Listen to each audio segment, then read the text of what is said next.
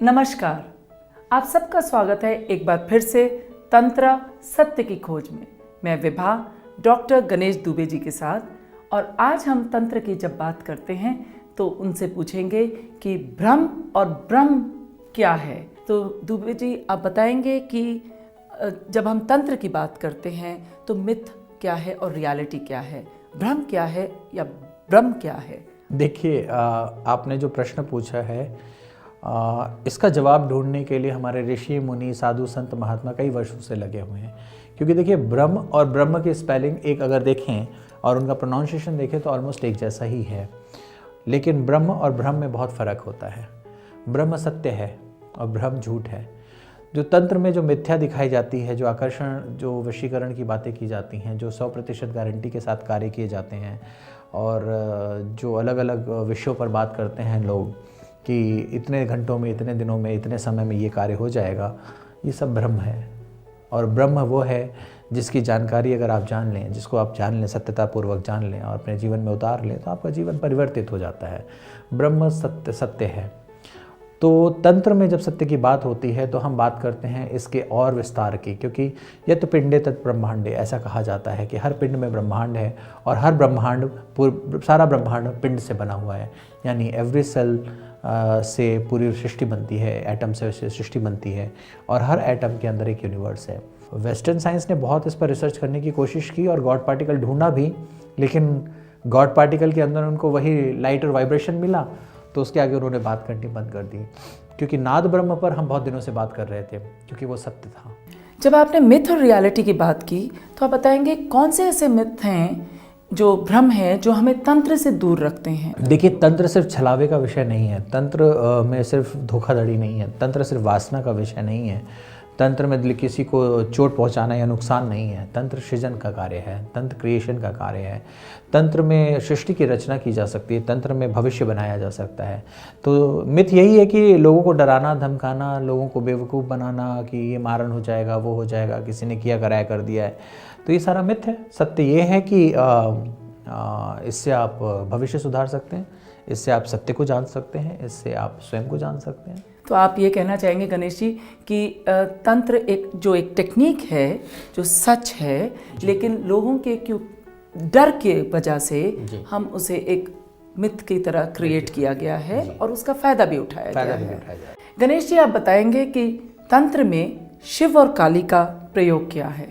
विभा जी, शिव और काली अगर इसको आप समझें तो काल से परे है महाकाल, महाकाल से परे है काली। हम कहते हैं अघोर, जहाँ अघोर है, जहाँ घोर नहीं है, जहाँ अंधकार नहीं है। और हम अघोरी का मतलब समझते हैं कि अंधकार, ऐसा नहीं है। अघोर, जहाँ घोर नहीं है, जहाँ अंधकार नहीं है, जहाँ स्वच्छता है, सुंदरता है।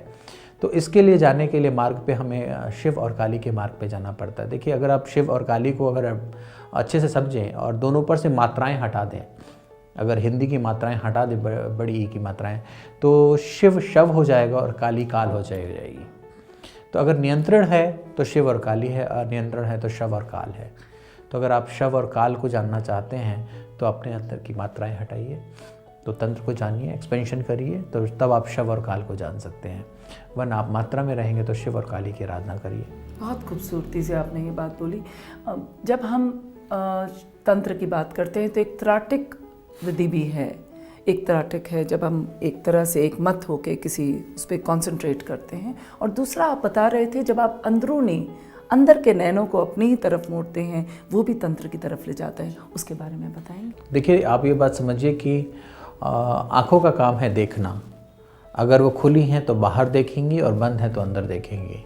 तो जब हम खुली आँखों से साधना करते हैं तो हम त्राटक करते हैं, और जब हम बंद आँखों से साधना करते हैं तो हम अंतर्मन की यात्रा करते हैं।